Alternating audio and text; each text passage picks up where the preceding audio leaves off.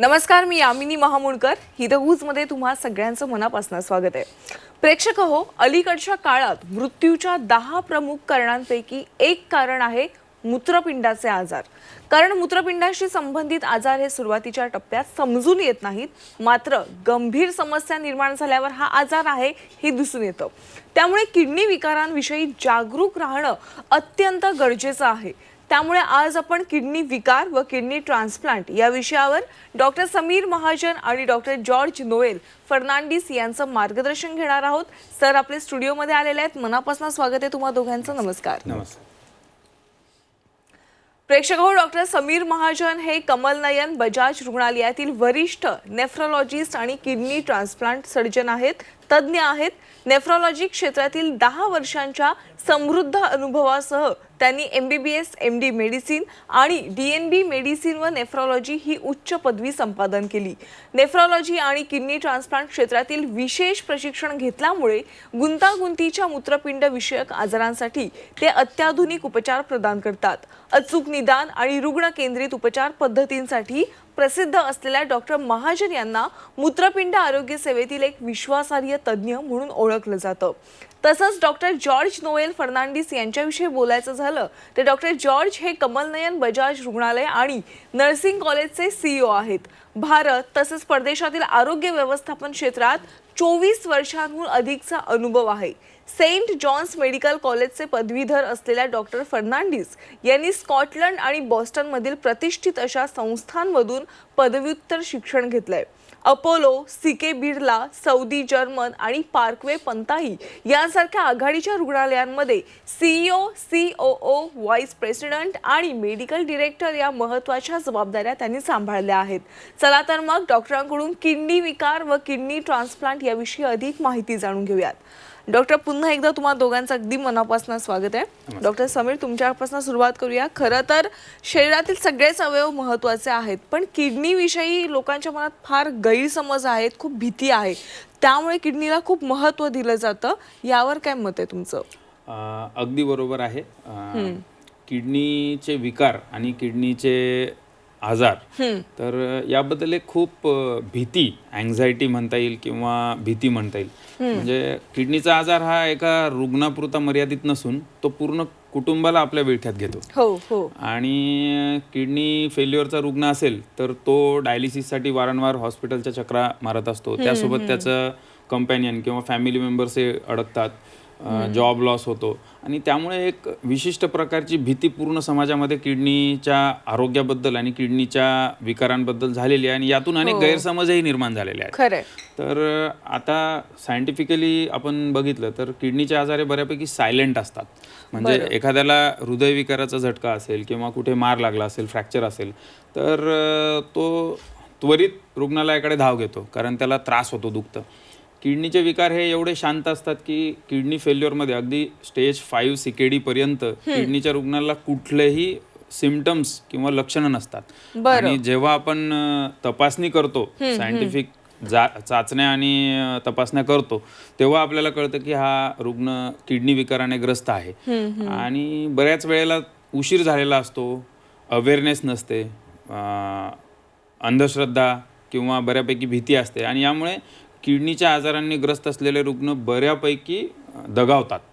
आणि या सर्व गोष्टींमुळे समाजात एक भीती आणि महत्त्व निर्माण झालेलं आहे. खरं. आणि आज आपण या कार्यक्रमात ना किडनीविषयी जे गैरसमज आहेत ते सगळे दूर करणार आहोत. पण सर, काय झालं माहितीये, अनेकदा किडनी फेल वगैरे हे शब्द ऐकलेत, पण हे नेमकं काय असतं, कशामुळे होतं हे माहीत नाही. आणि मुळात किडनीचं कार्य काय आहे, किडनी काय काम करते हे देखील अनेकांना माहीत नाहीये. तर सांगा, किडनीचं नेमकं कार्य काय आहे आणि किडनी फेल झाली तर नेमकं काय होतं? करेक्ट.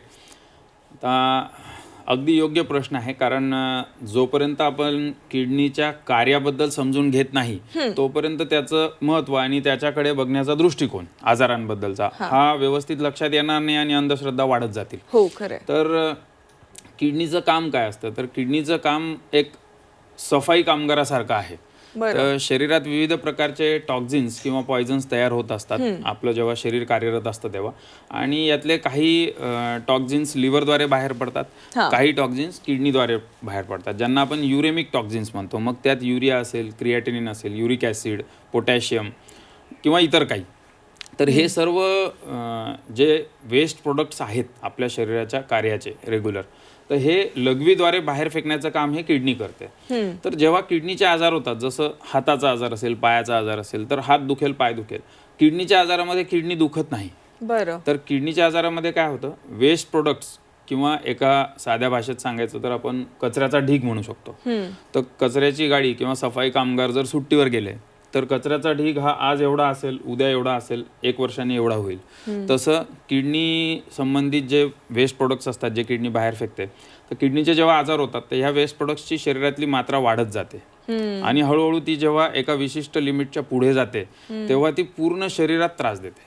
म्हणजे किडनीच्या आजाराचे परिणाम हे कधी कधी मेंदूवर होतात, हृदयावर होतात, हातांवर, पायावर, आणि पायावर सूज येणे, लघवी कमी होणे, आतड्यांवर होऊन आपल्याला जेवणाची इच्छा कमी होणे, अपचन होणे, या सर्व गोष्टी होऊ शकतात. तर किडनीचे हे महत्त्वाचे एक फंक्शन आहे साफसफाई करणे. त्यासोबत किडनीचे काही आणखीन पण कार्य असतात जे फार महत्त्वाचे असतात. रक्त तयार करण्यासाठी जे रॉ मटेरियल लागतं, ज्याला आपण इरिथ्रोपोएटिन म्हणतो सायंटिफिकली, ह्याचं प्रोडक्शन किडनीमध्ये होतं. हाडांचे मजबूतीकरण होण्यासाठी जे व्हिटॅमिन डीचं कन्व्हर्जन होतं ऍक्टिव्ह एलिमेंटमध्ये, ते सुद्धा किडनीमध्ये होतं. तर एकंदरीत पाण्याचं बॅलन्स हे किडनी ठरवते. ब्लड प्रेशरचा कंट्रोल किडनी करत असते. तर आपण जर लिस्ट करायला गेलो तर अनेक कार्य आहेत किडनीचे. त्यातले महत्त्वाचे वेस्ट प्रोडक्ट साफ करणे, सफाई करणे शरीराची, ब्लड प्रेशर कंट्रोल करणे, हाडांचं मजबूतीकरण, रक्त तयार करण्यासाठीचं रॉ मटेरियल तयार करणे, वॉटर आणि इलेक्ट्रोलाइट बॅलन्स, हे सर्व किडनीचे महत्त्वाचे कार्य आहेत. आणि हे जर बिघडले तर सर्व शरीर आणि त्याच्या शरीरातील विविध अवयव हे अडचणीत येऊन मग जीवाला धोका होण्याची शक्यता असते. बरं, आता किडनी फेल विषयी तर तुम्ही सांगितलात नेमकं काय असतं कारण वगैरे आणि किडनीचं कार्य काय असतं, पण प्रत्येक किडनीच्या आजाराला ट्रान्सप्लांट करणं गरजेचं आहे का? हा एक खूपच मोठा गैरसमज आहे समाजातला. तर किडनी फेल झाली किंवा किडनी खराब झाली किंवा हे तर फारच पुढचं राहिलं, कधी कधी किडनीचा आजार जरी असेल, क्रिएटिनिन काही लोकांचं 1.5 ते 2च्या दरम्यान जरी असेल, तर रुग्ण आणि त्यांचे कुटुंब अगदी किडनी ट्रान्सप्लांटची चर्चा सुरू करतात. हे अत्यंत चुकीचं आहे, कारण किडनीचे आजार हे मुख्यतः 2 प्रकारचे असतात. 2 कॅटेगरीजमध्ये आपण त्यांना डिवाइड करू शकतो. एक प्रकार असतो अक्यूट किडनी इंजुरी, ज्याच्यामध्ये सहसा हे रिसेंटली म्हणजे मागच्या काही आठवड्यां किंवा दिवसांमध्ये झालेला आजार असतो आणि बऱ्याच केसेसमध्ये आपण जर योग्य निदान करू शकलो तर तो रिव्हर्सिबल असतो. बरं. आणि काही आजार हे क्रॉनिक किडनी डिसीज या हेडिंग खाली येतात. तर क्रॉनिक किडनी डिसीज हा हळूहळू किंवा फास्ट प्रोग्रेस होणारा आजार आहे आणि क्रॉनिक किडनी डिसीजमुळे जर संपूर्ण किडनी फेल झाल्या असतील तर त्यांना ट्रान्सप्लांटची गरज पडते. असे अनेक रुग्ण आमच्याकडे येतात जे पूर्णपणे भेदरलेले, घाबरलेल्या अवस्थेत असतात. किडनी फेल झालेली आहे, त्यांचं क्रिएटिनिनची मात्रा ही 10-12 झालेली आहे आणि त्यांची सर्वांची चर्चा असते. कधी कधी तर फार गमतीशीर पण सिच्युएशन येतात की माझी आई आलेली आहे, माझे बाबा आलेले आहेत, आमची किडनी त्यांची किडनी मला लावा आणि ठीक करून द्या. आणि बऱ्याच वेळेस असं असतं की ही suffering from acute kidney injury किंवा म्हणजे अक्यूट किडनी इंजुरीचा आजार त्याला आहे आणि त्या व्यक्तीचं आम्ही निदान करून त्यांना सुखरूप तिघांनाही घरी पाठवलेलं आहे, कुणाचीही किडनी न बदलता. तर हा एक खूप मोठा गैरसमज आहे. तर या प्रश्नाचं एका शब्दात उत्तर नो असे आहे. डेफिनेटली सर्व किडनीच्या आजारांसाठी ट्रान्सप्लांट हा उपचार नाही आणि त्याची गरजही नसते. योग्य वेळेत न घाबरता योग्य किडनीच्या तज्ज्ञांकडे जाऊन निदान जर केले तर बरेचसे किडनीचे आजार हे रिव्हर्स होऊ शकतात, किडनीज वाचू शकतात आणि त्यांना डायलिसिस किंवा ट्रान्सप्लांटची गरजच पडत नाही. बरं, पण डॉक्टर, ज्या रुग्णांना ट्रान्सप्लांट सांगितलेलं आहे अशा रुग्णांनी डायलिसिस केलं तर चालेल का? हां, तर डायलिसिस आणि किडनी ट्रान्सप्लांट ह्या दोन्हींसाठी मेडिकल टर्मिनॉलॉजी आहे रिनल रिप्लेसमेंट थेरपी. बरं. ह्या रिनल रिप्लेसमेंट थेरपीचे हे प्रकार म्हणता येतील आपल्याला. तर डायलिसिस हा टेम्पररी प्रकार आहे आणि किडनी ट्रान्सप्लांट हे परमनंट सोल्युशन आहे. तर डायलिसिसमध्ये काय होतं की डायलिसिसमध्ये आपण जे नॅचरल किडनी काम करते तेच काम आपण मशीनद्वारे करतो. त्याला काही ठिकाणी आर्टिफिशियल किडनी सुद्धा म्हणतो आपण डायलिसिस मशीनला. तर डायलिसिस मध्ये आपण रक्ताचे शुद्धीकरण करतो जे टेम्पररी असतं आणि तात्पुरतं असतं, आणि मग काही तासांनी म्हणजे 48 तासांनी किंवा 72 तासांनी आपल्याला परत ती प्रक्रिया करावी लागते डायलिसिसची, आणि हे ऑन गोईंग चालत राहणारी कायमस्वरूपी प्रक्रिया आहे. बरं. या विरुद्ध ट्रान्सप्लांट हे वन टाइम सोल्युशन आहे, आणि ट्रान्सप्लांटचे अनेक फायदे आहेत डायलिसिसवर. जसे की डायलिसिसमध्ये तुमचा रोजगार लॉस होतो, कारण तुम्हाला अगदी अल्टरनेट डे म्हणजे महिन्यातले 12 ते 13 दिवस रुग्णालयात जावं लागतं, 4-4 तासाची ट्रीटमेंट घ्यावी लागते, सोबत बरीचशी मेडिसिन्स असतात, रक्त वाढवण्यासाठीचे इंजेक्शन्स असतात. परत डायलिसिसमध्ये रुग्ण एकटा जाऊ शकत नाही, बऱ्याच वेळेस त्याला एक कंपॅनियन लागतो, एक फॅमिली मेंबर. तर प्रॅक्टिकली फॅमिलीतल्या 2 लोकांना अर्ध आयुष्य त्यांचं रुग्णालयात घालवावं लागतं. हे सर्व ट्रान्सप्लांटने वाचू शकतं. तर ज्यांना परमनंट किंवा रेग्युलरली डायलिसिसची गरज आहे त्यांनी डायलिसिस केलं तरी चालू शकतं, पण ट्रान्सप्लांट केलं तर अनेक ॲडव्हान्टेजेस आहेत, आणि सर्वात प्रमुख आणि मोठं ॲडव्हान्टेज हे आहे की त्यांची लाईफ एक्सपेक्टन्सी ट्रान्सप्लांट नंतर खूप वाढते. म्हणजे एखादा व्यक्ती एक्स अमाऊंट ऑफ इयर्स जर डायलिसिसवर जगणार असेल तर तो त्यापेक्षा कितीतरी अधिक वर्षे ट्रान्सप्लांट नंतर जगू शकतो, त्याला एक चान्स मिळतो, आणि तो त्याच्या आयुष्यात बाकी सर्व कामे करू शकतो, इन्क्लुडिंग रोजगार, त्याची फॅमिली लाईफ, सर्व. तर त्यामुळे ट्रान्सप्लांट हे नक्कीच ज्यांना परमनंट डायलिसिस लागणार आहे त्या रुग्णांच्या आयुष्यात ट्रान्सप्लांट हे पूर्णपणे परिवर्तन घडून आणू शकतं. नक्कीच. डॉक्टर जॉर्ज, तुम्ही कमल नयन बजाज रुग्णालयाचे CEO आहात, आणि ट्रान्सप्लांटच्या ह्याच्यामध्ये शासकीय नियम आणि काही कायदेशीर बाबींची पूर्तता देखील करावी लागते, तर बजाज रुग्णालय हे कसं करतं? तो बजाज के अंदर हम लोग काफ़ी ट्रांसप्लांट्स करते हैं, more than around 50 to 80 transplants करते हैं. इसके लिए गवर्नमेंट ने हमें खुद अपना परमिशन दिया है, जहाँ पर हमारी ही कमेटी करती है अप्रूवल. तो हॉस्पिटल के बाहर जाना नहीं पड़ता है, स्टेट के अप्रूवल नहीं चाहिए, हॉस्पिटल की कमेटी अप्रूव करती है, और इसके वजह से इमीडिएटली ट्रांसप्लांट हो पाता है. जो टाइम लगता है ट्रांसप्लांट करने में, जब डिसीजन मेकिंग टू ट्रांसप्लांट करने में, ये टाइम बहुत कम हो जाता है, क्योंकि हमारे पास अपना ही इंटरनल ऑथरायझेशन कमिटी आहे. बरं, नक्कीच. डॉक्टर समीर, पुन्हा एकदा आपण या विषयाकडे येऊयात की अत्यंत महत्त्वाचा प्रश्न आहे, जो गैरसमज असू शकतो अनेकांच्या मनात, की रक्तगट सारखा नसेल तर किडनी ट्रान्सप्लांट होऊ शकतं का? नक्कीच होऊ शकतं. रक्तगट सारखा नसेल तर किडनी ट्रान्सप्लांट होऊ शकत नव्हतं काही वर्षांपूर्वी, पण आता भारतात अनेक सेंटर्सवर आणि आमच्या सेंटरवर कमल नयन बजाज रुग्णालयात देखील मागील अनेक वर्षांपासून आम्ही विभिन्न रक्तगटाचे किडनी ट्रान्सप्लांट करत आहोत, आणि सुदैवाने ॲडव्हान्स टेक्नॉलॉजी, मेडिकेशन्स असलेल्या सुविधा यांच्या सहाय्याने आपण सक्सेसफुली ते ट्रान्सप्लांट करू शकतो. आणि त्यामध्ये फक्त आपल्याला थोडंसं रक्त शुद्धीकरण आणि अँटीबॉडीज ब्लडमधून निघण्यासाठी काही प्रक्रिया कराव्या लागतात, आणि त्या प्रक्रियांनंतर ते अगदी नॉर्मल रक्तगटाच्या ट्रान्सप्लांट सारखं होतं, आणि त्याचे रिझल्ट देखील मागच्या काही वर्षांमध्ये खूप इम्प्रूव्ह झालेले आहेत, आणि जवळपास सारख्या रक्तगटाच्या ट्रान्सप्लांटच्या रिझल्ट सारखेच हे रिझल्ट आहेत. त्यामुळे आपण नक्कीच करू शकतो. नक्कीच. आणखीन एक प्रश्न, की कोणाला समजा किडनी डोनेट करायची असेल तर त्याच्यासाठी काही अटी वगैरे असतात का? म्हणजे कोण स्पेसिफिक किडनी डोनेट करू शकतं, आणि किडनी दान केल्यानंतर, डोनेट केल्यानंतर त्याला काही, डोनरला काही प्रॉब्लेम्स होतात का? खूपच महत्त्वाचा प्रश्न आहे हा, कारण किडनी डोनेट करताना अनेक प्रकारच्या भीती आणि संशय हे निर्माण होतात. बऱ्याच वेळेस जवळचे नातेवाईक जरी असले तरी ते बऱ्यापैकी घाबरलेले असतात, कारण एक अवयवदान आहे, ही खूपच मोठी गोष्ट आहे. तर किडनी डोनेट करण्यासाठी आपण जेव्हा विचार करतो तर बऱ्याचशा कायदेशीर बाबींची पूर्तता करावी लागते, आणि डोनरची हेल्थ बघावी लागते. फर्स्ट प्रायोरिटी ही डोनर हेल्थ असते किडनी ट्रान्सप्लांट या पूर्ण प्रक्रियेमध्ये.